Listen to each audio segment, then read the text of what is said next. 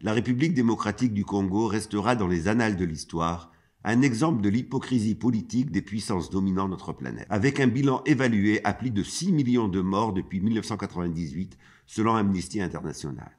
Ces massacres sont perpétrés par des groupes rebelles soutenus financièrement et militairement par le Rwanda, avec comme objectif le contrôle des ressources minières stratégiques que sont le cobalt, le lithium ou le coltan. Ces groupes, essentiellement le mouvement du 23 mars ou M23 d'une part et l'Alliance Fleuve Congo ou AFC d'autre part, ont une nouvelle fois violé le cessez-le-feu signé avec la République démocratique du Congo. Le rapport du groupe d'experts des Nations Unies sur la République démocratique du Congo, daté du 27 décembre 2024, résume comme suit les raisons de la violation du cessez-le-feu. Je cite « Au Nord Kivu, un cessez-le-feu conclu entre la République démocratique du Congo et le Rwanda n'a pas empêché la coalition AFC M23, disposant de l'appui constant de la force de défense rwandaise, de s'étendre considérablement, notamment dans le territoire de Walikale, riche en minéraux. La force de défense rwandaise utilise une technologie militaire de pointe qui a assuré la suprématie militaire de la coalition AFC M23 dans le Petit Nord. La coalition a pris Rubaya, qui possède la plus grande mine de coltan de la région des Grands Lacs. Elle a mis en place une administration parallèle qui contrôle les activités minières, le commerce, le transport et l'imposition des minéraux produits. Au moins 150 tonnes de coltan ont été frauduleusement exportées vers le Rwanda. Fin de citation.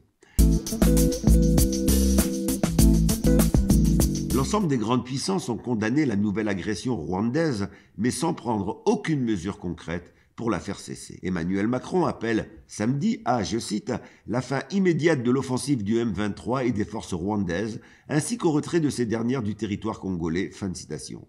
L'ambassadrice des États-Unis auprès du Conseil de sécurité déclare pour sa part dimanche, je cite, « Nous condamnons dans les termes les plus forts les hostilités du Rwanda et du M23 à Goma et les attaques contre Sake. » Fin de citation. La déclaration finale du Conseil de sécurité énonce également, je cite, « Nous condamnons le mépris éhonté en cours de la souveraineté et de l'intégrité territoriale de la République démocratique du Congo, y compris la présence non autorisée dans l'est du pays de forces extérieures, comme rapporté par le groupe d'experts, et exige le retrait immédiat de ces forces. » Fin de citation. Ces déclarations sont tout simplement hypocrites.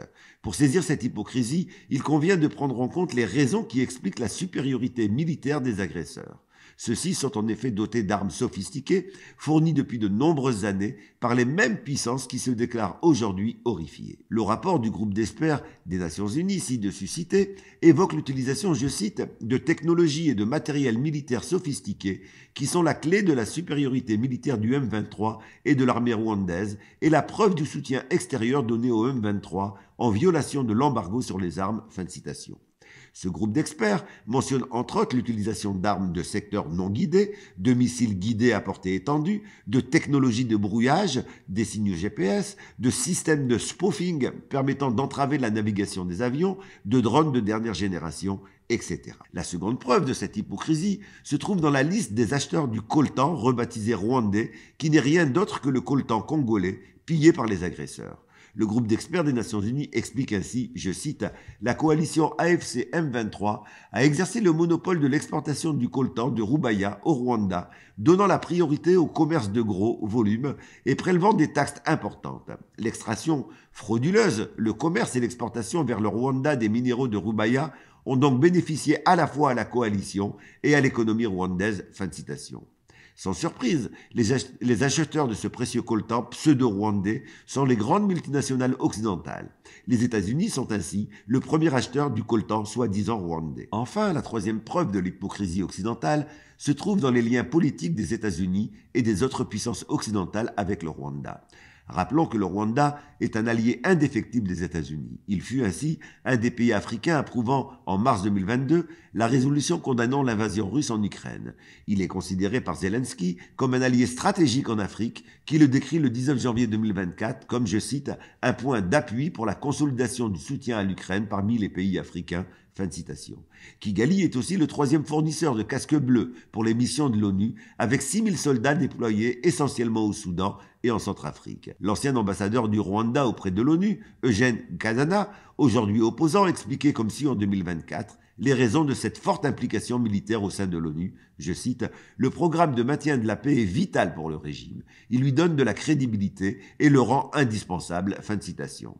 Sans surprise, on retrouve le Rwanda dans le projet Safety of Rwanda, voté par le Parlement britannique en avril 2024, dont l'objectif est d'expulser vers le Rwanda les migrants de tous les pays arrivés illégalement au Royaume-Uni en échange d'une subvention importante d'1 demi-milliard de dollars. Si le projet a dû être abandonné du fait de la pression de l'opinion publique, il est aujourd'hui dans les valises de Donald Trump, qui déclare que ce projet est à l'étude dans le cadre du vaste plan de déportation massive qu'il compte rapidement mettre en place. Comme Israël au Moyen-Orient, le Rwanda est un des axes centraux de la politique états-unienne en Afrique. Comme pour Israël, cela confère à Kigali une impunité totale sous la forme d'une cécité sur toutes les violations du droit international ou sous la forme de résolutions qui ne sont suivies d'aucune action concrète. Comme en Palestine, le résultat est un génocide inscrit dans la durée. La République démocratique du Congo, voici Goma, principale ville de l'est du pays.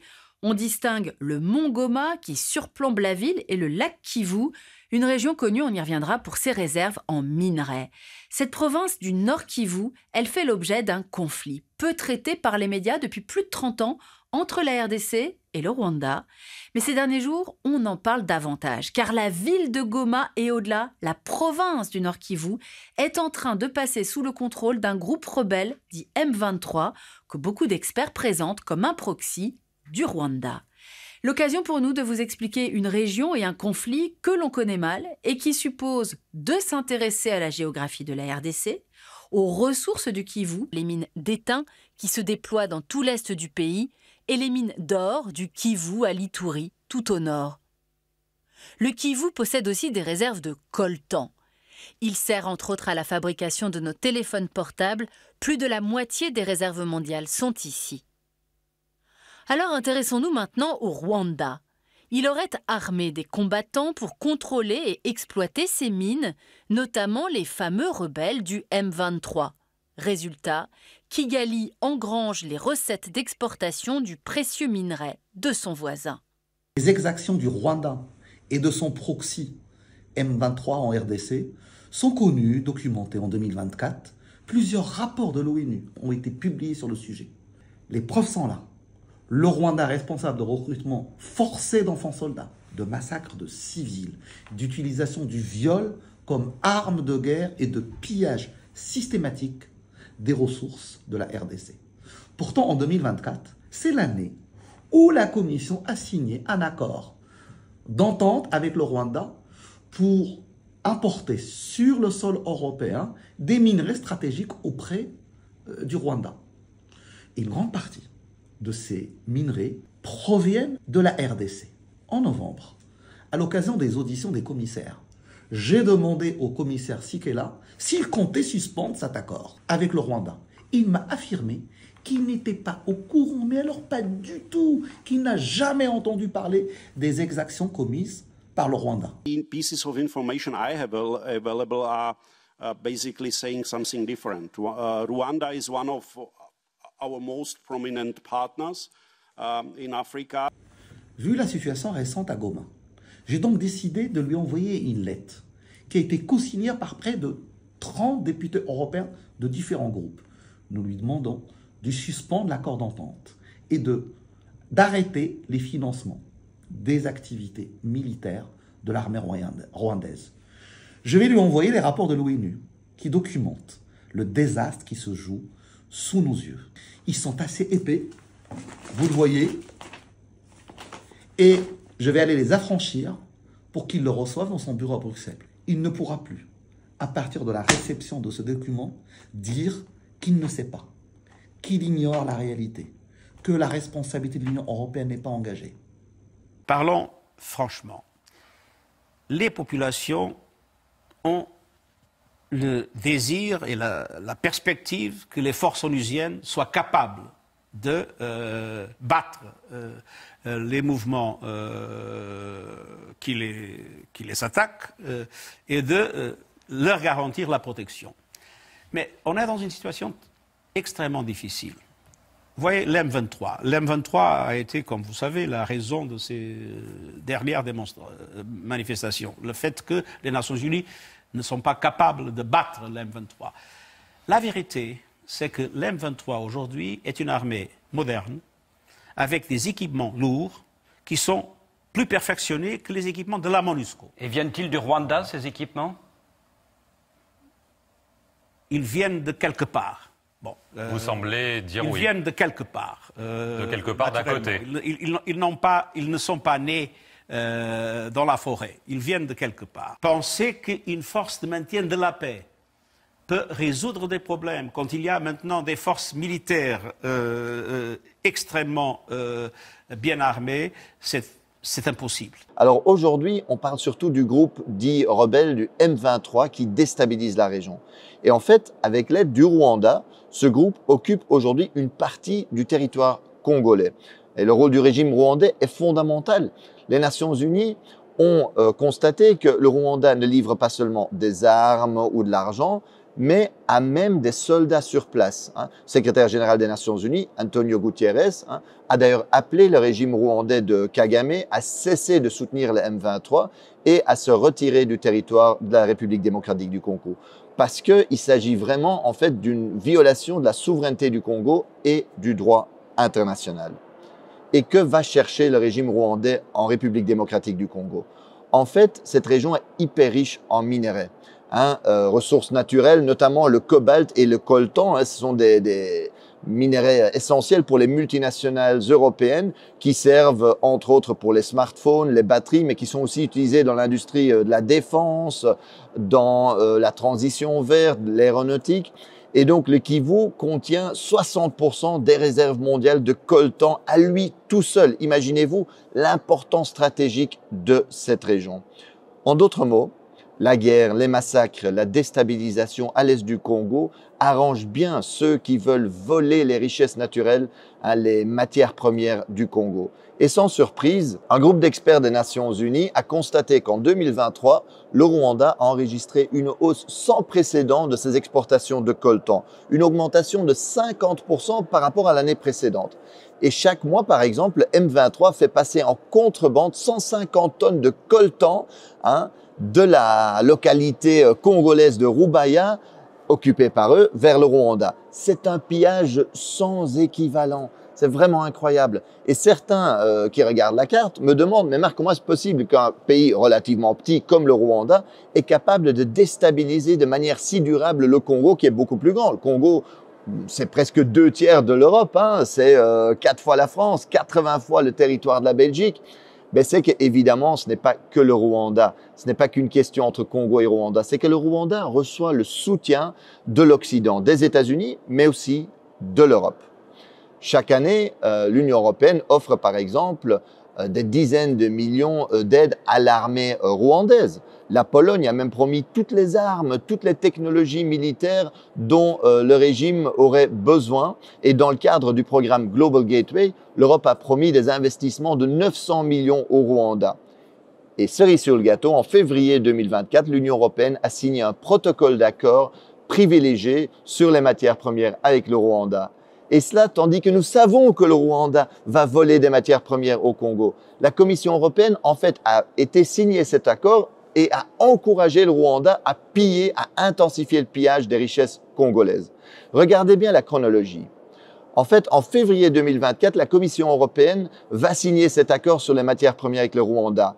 Et à peine 2 mois plus tard, en avril 2024, le M23 occupe la localité de Rubaya, qui représente 15% de la production mondiale de coltan, minerai stratégique. Chaque mois, aujourd'hui, 150 tonnes de coltan passent de là-bas vers le Rwanda, dans les mains, sans doute, de multinationales.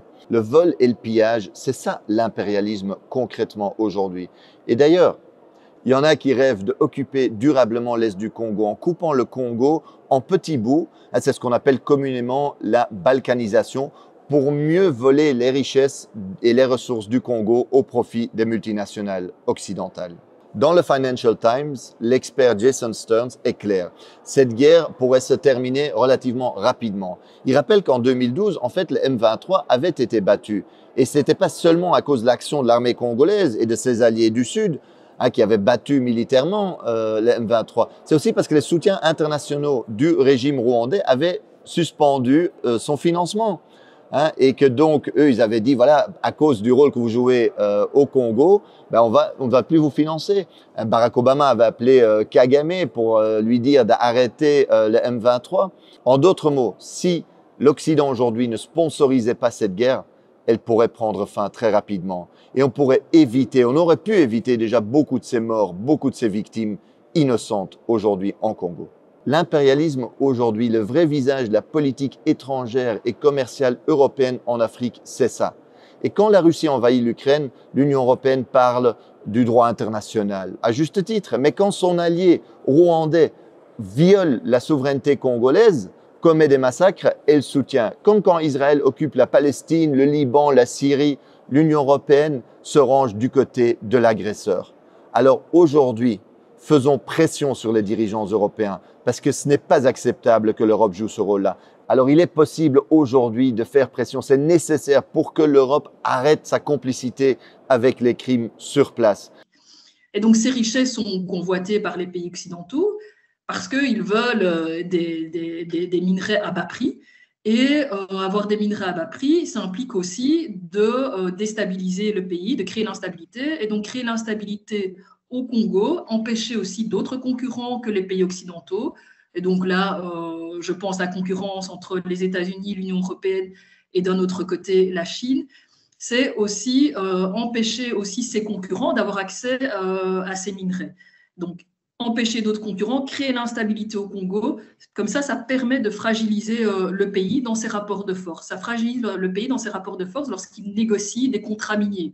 Un pays qui se voit subir une guerre comme ici le Congo depuis 25 ans est très fragilisé en termes de rapports économiques et de rapports politiques pour pouvoir négocier des contrats miniers dans son intérêt, dans son avantage.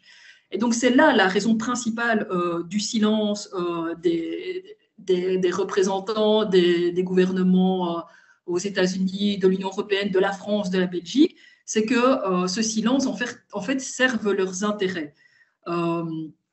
Et donc, même s'il y a ce silence qui existe, de temps en temps, à certains moments, on sent qu'ils réagissent parce qu'il y a la pression internationale. Il y a maintenant aussi avec les réseaux sociaux, on montre ce qui se passe et donc il y a une obligation, ils sont poussés à réagir, comme on l'a vu ici ces derniers jours, que depuis dimanche avec l'attaque de Goma, eh bien, on a comme ça toute une série de représentants qui réagissent et on voit que c'est une hypocrisie totale. C'est une hypocrisie totale parce que, par exemple, quelqu'un comme Al-Jalabi, qui est ancienne ministre des Affaires étrangères belge et qui est maintenant commissaire européenne, a parlé d'une aide humanitaire de 60 millions de l'Union européenne pour les populations de l'Est du Congo. Le président français dit qu'il veut la fin des hostilités. Le ministre des Affaires belge parle d'une situation totalement inacceptable. Or, ces pays même qui maintenant disent aujourd'hui, voilà, situation inacceptable, il faut la fin des hostilités, ce sont ces pays qui se sont tus pendant plus de 20 ans, avec de temps en temps aussi des réactions comme on a maintenant. Mais ce sont des pays qui invoquent alors la paix, pour soutenir la coopération militaire avec le Rwanda, qui invoquent et qui reprochent au Congo de ne pas mener la paix.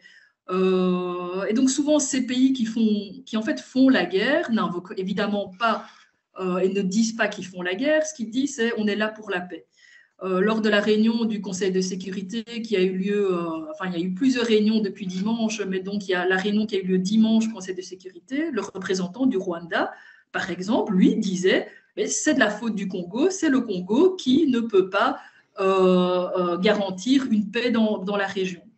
Et on le voit avec Israël, si on fait la comparaison, Israël qui bombarde Gaza et qui détruit, qui commet un génocide, invoque la paix. Les États-Unis et l'Union européenne, pour justifier les attaques sur Gaza, invoquent aussi la paix. Et donc, il y a toute une manipulation comme ça, une grande hypocrisie qui, en fait, est là pour servir les intérêts de ces grandes puissances et qui permet alors de déstabiliser complètement le pays. Et donc, c'est vraiment les faiseurs de guerre, en fait, qui invoquent soi-disant la paix pour coopérer militairement avec le Rwanda, pour avoir des accords militaires avec le Rwanda, pour pouvoir dire au Congo qu'il est de mettre en place des accords, etc.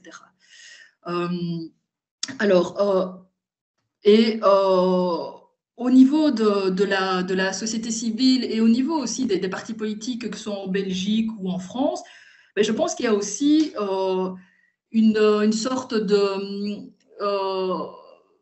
difficulté à appréhender ce qui se passe, liée aussi à ce qui est véhiculé sur la guerre. Donc on a vraiment une propagande qui est faite et qui a été très bien construite par le Rwanda, mais aussi très bien construite par les gouvernements européens, États-Unis, qui donne l'impression que cette guerre est complexe, qui donne l'impression que c'est une guerre interne, qui donne l'impression... Tu dis ? Qui donne l'impression que c'est une guerre ethnique aussi. Qui donne l'impression que c'est une guerre ethnique, et donc que ce n'est pas une agression, que ce n'est pas une agression de troupes étrangères, et donc ce qui fait que ça rend tellement complexe qu'il y a, je pense, une frilosité aussi de la société civile, une frilosité aussi des partis politiques de gauche de pouvoir condamner cette agression armée sur un territoire qui est souverain et donc de venir avec des arguments un petit peu parfois qui en fait remettent en question aussi la souveraineté du Congo.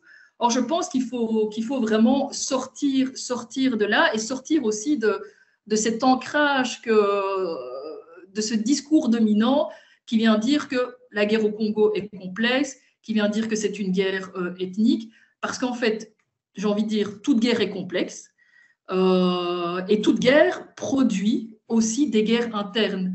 Donc, oui, quand il y a une agression étrangère, oui, effectivement, il y a aussi sur place des troupes et des parties de population qui se créent et qui se battent entre elles. Ça, c'est le propre en général des guerres qui viennent voilà, avec des troupes étrangères qui viennent. Ça crée le chaos dans le pays.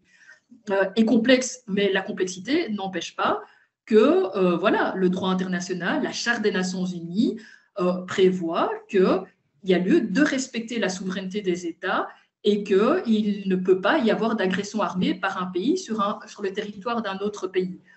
Ça, c'est la base même. C'est la base même de la paix, la notion même de la paix qui a évolué au cours des années par rapport au moment où la Charte des Nations Unies a été adoptée, mais c'est l'absence de guerre et donc l'absence de venir militairement, l'absence d'agression armée d'un pays par un autre pays. Ça, c'est ce qui doit être la base. Ici, c'est pas de guerre, pas d'agression armée. Ce n'est pas prévu par le droit international, c'est interdit par le droit international et ça, c'est ce qui doit unifier et mettre vraiment la priorité pour la société civile en Europe, aux États-Unis aussi, et dans les politiques de gauche en Belgique et en Europe. Alors, un autre aspect aussi, c'est que, j'en ai parlé tout à l'heure au début, c'était l'instabilité politique. La guerre qui est menée au Kivu, donc dans le nord, Kivu principalement, mais qui va aussi au sud, Kivu, donc à l'est du Congo, et c'est plus au sud du Congo, ça crée une instabilité politique et économique. Cette instabilité politique et économique, elle impacte le rapport de force du Congo. Donc, je l'ai dit tout à l'heure, dans ses négociations pour les minerais. Parce que depuis 2010, le Congo, il a augmenté sa production industrielle, il est devenu le premier exportateur mondial de cobalt, le troisième de cuivre mondialement. Il produit majoritairement ces minerais de manière industrielle, et ces minerais ne proviennent pas du Kivu. Ces minerais proviennent des régions qui sont plus dans le sud du pays, toujours à l'est, mais du côté des villes de Lubumbashi et de Kolwezi. Ceci dit, le fait même de mener cette guerre au Kivu, ça crée une instabilité pour le pays et ça empêche le pays d'avoir un bon rapport de force pour négocier la vente de ces minerais. Et donc là, il faut bien faire attention aussi par rapport à, quand on parle de minerais de sang ou quand on parle de boycott aussi par rapport aux minerais, il faut faire attention aussi que le pays a aussi besoin d'avoir des partenaires pour développer son économie et a un droit sur ses ressources naturelles. Le droit souverain sur ses ressources naturelles, c'est son droit d'en user et de pouvoir négocier avec les partenaires qu'il souhaite, dans son intérêt. Et donc, le pillage des minerais au Kivu crée cette fragilité aussi pour cette partie des minerais qui se trouvent plus du côté de Lubumbashi et de Kolwezi et qui sont des productions plutôt industrielles. Alors par contre, dans les provinces du Kivu, là on retrouve aussi des minerais comme le coltan, le tantal, l'or. Et une grosse partie va illégalement vers le Rwanda et ensuite sont revendus sur le marché international. Et là, c'est là qu'on doit bloquer ces exportations de minerais qui proviennent du Rwanda. Le Congo a conclu un partenariat avec l'Union européenne, mais le Rwanda a aussi, sur les minerais, mais le Rwanda a aussi conclu un partenariat avec l'Union européenne. Et c'est là l'hypocrisie encore totale, en plus de financer militairement de la part de l'Union européenne le Rwanda, c'est aussi des accords économiques avec le Rwanda pour des minerais qui ne viennent pas du Rwanda, mais qui viennent du Congo.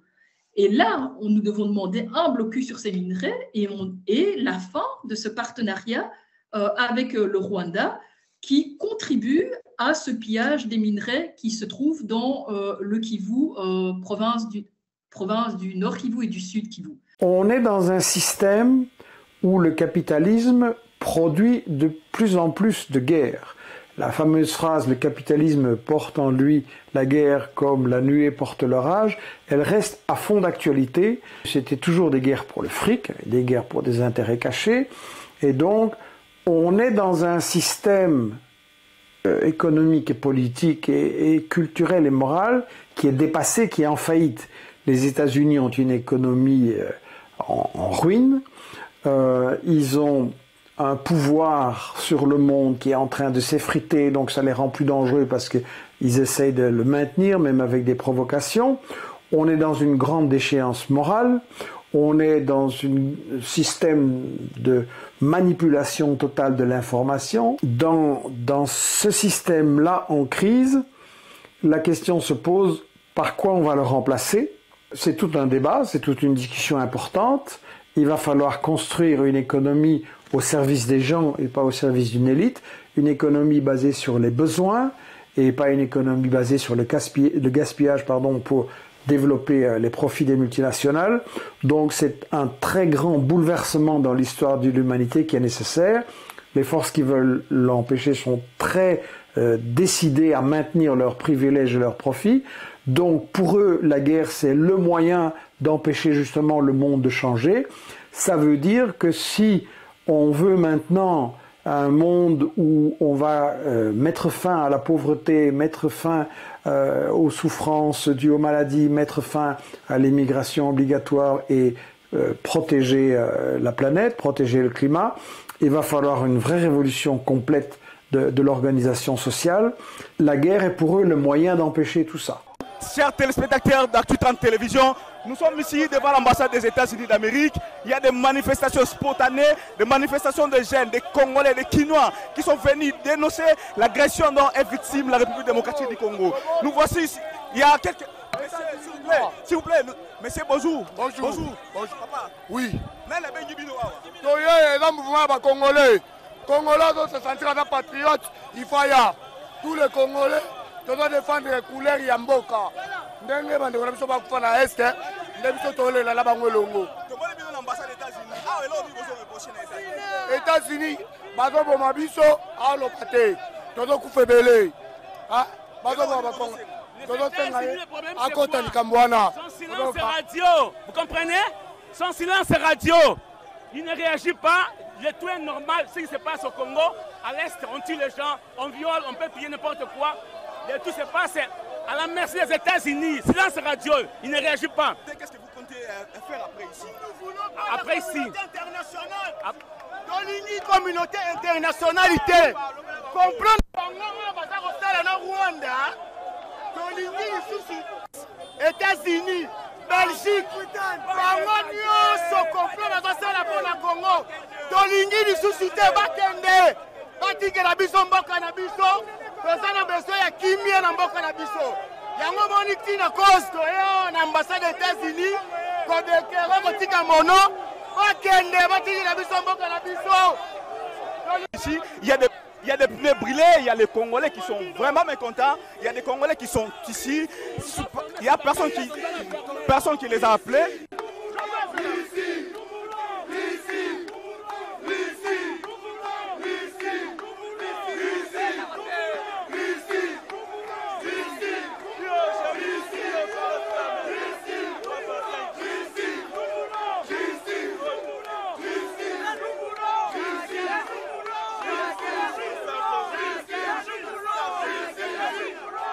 aujourd'hui, les Kinois sont venus, il n'y a pas de mot d'ordre. Monsieur, merci papa journaliste. Toya awa pona bande ko so na est. Toya ko comprendre que quelqu'un na est, et ça pona Rwanda te, et ça pona ba pays nyoto ça ba diplomatique. Et on to lobi boye, ko bande France, États-Unis, Angleterre. Oh bana nyonso, c'est que battre Congo na biso. Ce qui bango ba boyi, biso na bango to za tina suka. Tala ne ba bongo biso. To ba pototi atayemo, to lembi, to Messieurs et dames, nous sommes ici, il y a la population qui réclame au fait que la RDC puisse cesser toute négociation avec le Rwanda, avec les États-Unis. Ici, tout le monde réclame la Russie ici.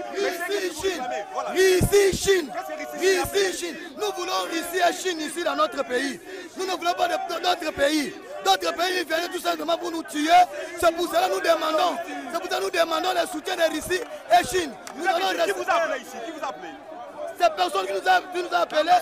De nous-mêmes. C'est de nous-mêmes en tant que la population. Nous avons eu l'opportunité d'attaquer tous ces gens qui voulaient toujours nous tuer sans condition.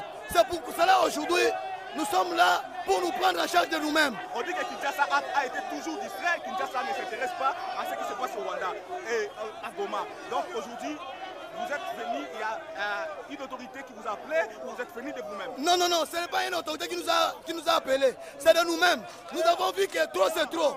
Depuis longtemps, lorsque nous parlons que les États-Unis d'Amérique, l'Union européenne, France, c'était qui nous tue à tout moment à l'est des pays. Nos frères sont en train de mourir sans condition à cause de nos minéraux. Alors, et pour eux, ils ne parlent rien. La bouche bée. C'est pour cela aujourd'hui, nous sommes venus les dire que l'avertir à partir d'aujourd'hui, qu'ils libèrent notre pays, nous n'en avons marre.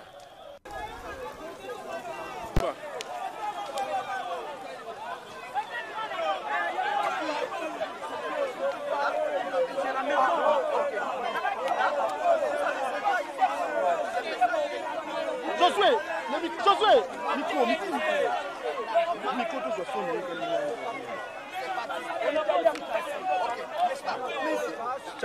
Ça, c'est d'abord la meilleure des choses. Ok. Alors, comme le message est passé, et que nous n'avons même pas l'intention de bouger l'air en passant, on peut alors, on se dit, on peut aller. En attendant, on peut déjà que il y a quelque chose qui ne tient pas. C'est la population. Ok. Bon, ils peuvent les enregistrer. Est-ce que moi je suis en train de enregistrer? Ça fait quoi? Nous disons, vous avez déjà fait ce que vous devez faire. Ok? Alors, nous allons. Nous, on reste en train d'éteindre le feu. Le message est. Non, mon colonel. On ne peut pas faire le feu comme ça, mon colonel. Mes amis. Mon colonel, non, les amis. Eux, ils peuvent aller. Ces chaussées restera toujours pour les Congo. Les choses qui sont acquises difficilement, il faut aussi les protéger. C'est pourquoi je suis d'abord allé dans mon montagne, dans le boulevard. Parce que pour construire 1 kilomètre, vous savez, des millions. Et certains, ok, tel que ça se passe. Ok. Les revendications, c'est toujours comme ça. Ok. Non, ça se passe. C'est toujours. Omboga Lumumba to bundango ba Amerika ba kende pa bango to bunati na suka biso. Nous étions au boulevard du 30 juin. Après, nous sommes passés à l'ambassade des États-Unis d'Amérique. Nous voici pour chuter devant les quartiers généraux des Nations Unies. La plus grande mission de maintien de la paix qui pratiquement ne fait absolument rien ici au Congo.